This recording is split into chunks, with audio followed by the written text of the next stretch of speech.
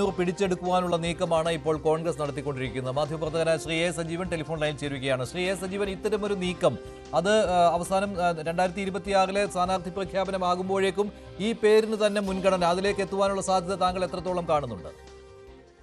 വളരെ കൂടുതൽ സാധ്യതയുണ്ടെന്നാണ് ഞാൻ വിചാരിക്കുന്നത്. കാരണം തവനൂരിൽ UDF-ന് ജയിക്കണമെങ്കിൽ അവിടെ മറ്റ് പിന്തുണകൾ കൂടി കിട്ടണം. പ്രത്യേകിച്ച് ഹിന്ദു വോട്ടുകളുടെ കുറെ കൂടി കൺസോളിഡേഷൻ കിട്ടേണ്ടതുണ്ട്.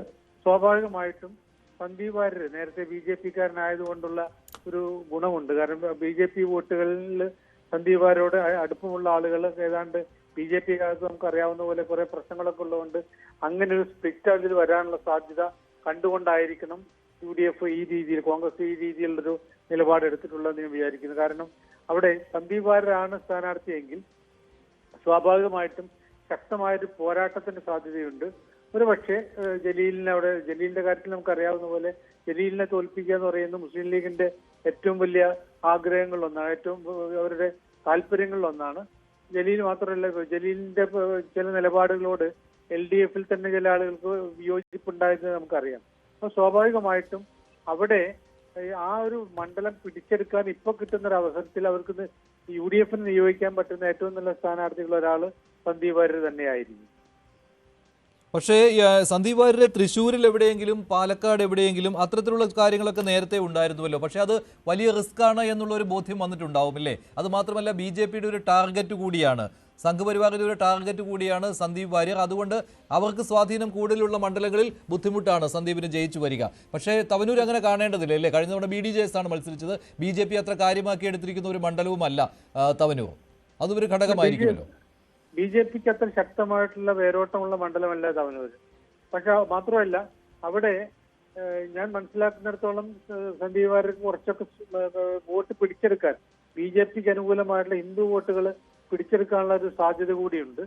മറ്റു മണ്ഡലങ്ങളിൽ സന്ദീപ് വാര്യർക്ക് ഒരു പക്ഷെ വിജയിക്കാൻ താല്പര്യമുള്ള, അദ്ദേഹത്തിന് മത്സരിക്കാൻ താല്പര്യ മണ്ഡലങ്ങൾ വേറെ പാലക്കാട് ജില്ലയിലൊക്കെ ഉണ്ടായേക്കാം. പക്ഷെ അതിനേക്കാളൊക്കെ അപ്പുറത്ത് ഈ പിടിച്ചെടുക്കാൻ, UDF-ന് പിടിച്ചെടുക്കാൻ കുറെ കൂടി സാധ്യതയുള്ള, പ്രത്യേകിച്ച് ജലീലിനെ പോലുള്ളൊരു നേതാവിനെ തോൽപ്പിക്കുക എന്ന് പറയുന്നത് UDF-ൽ പ്രത്യേകിച്ച് ലീഗിന് വലിയ താല്പര്യമുള്ളതാണ്.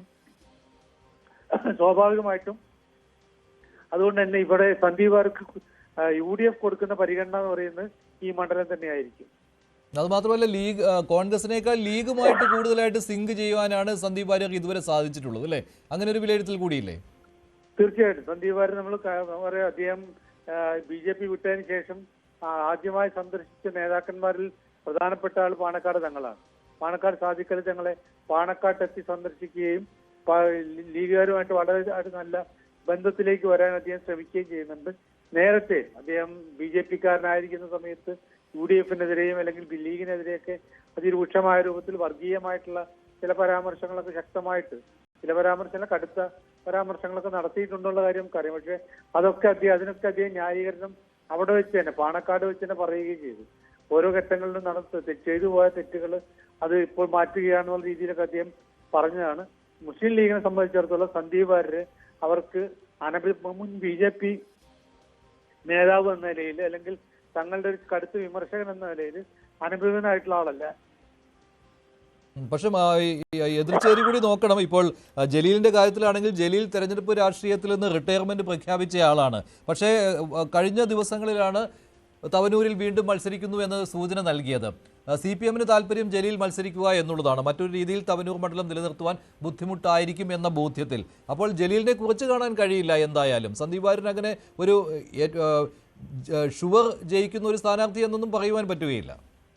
അല്ല, തീർച്ചയായിട്ടും പറ്റില്ല. കാരണം ഞാൻ അതാണ് പറഞ്ഞു, കടുത്ത മത്സരം കാഴ്ചവെക്കാൻ പറ്റുന്ന, ഒരു പക്ഷെ ജയിക്കാൻ സാധ്യതയുള്ള, കൃത്യമായിട്ട് നമുക്കറിയാം തെരഞ്ഞെടുപ്പിൽ പല തന്ത്രങ്ങളും പ്രയോഗിക്കുമ്പോഴാണല്ലോ ജയിക്കുന്നത്. തവനൂരിൽ മറ്റേത് സ്ഥാനാർത്ഥിയെ വെച്ചാൽ, ഇപ്പൊ ലീഗിന്റെ സ്ഥാനാർത്ഥിയെ വെച്ചാലും കോൺഗ്രസിന്റെ ഏത് സ്ഥാനാർത്ഥികളെ വെച്ചാലും ഒക്കെ ഉണ്ടാകാവുന്ന ഒരു അവസ്ഥയ്ക്ക് കൂടുതൽ, മറ്റേത് നേതാക്കന്മാരെക്കാളും കൂടുതൽ വോട്ട് നേടാൻ പറ്റുന്ന ഒരു സ്ഥാനാർത്ഥിയാണ്. പക്ഷേ പ്രാദേശികമായി എതിർപ്പ് വരും സജീവൻ. പ്രാദേശികമായിട്ട് കോൺഗ്രസിൽ നിന്ന് തന്നെ എതിർപ്പ് വരും. ഇപ്പോൾ സ്ഥാനാർത്ഥി മോഹികൾ ഒട്ടേറെ ഉണ്ടല്ലോ അവിടെ. കോൺഗ്രസിൽ മത്സരിക്കുവാൻ സീറ്റുകളും കുറവാണ്. അത് സ്വാഭാവികമാണ്. നമുക്കറിയാവുന്ന പോലെ തെരഞ്ഞെടുപ്പ് വരുന്ന സമയത്ത് കോൺഗ്രസിനകത്ത് ഒരു സീറ്റിന് വേണ്ടിയിട്ട് 1000 ആളുകൾ ഉണ്ടാവുന്ന അവസ്ഥയുണ്ട്. അവരൊക്കെ തമ്മിൽ വലിയ പ്രശ്നങ്ങൾ ഉണ്ടാക്കും.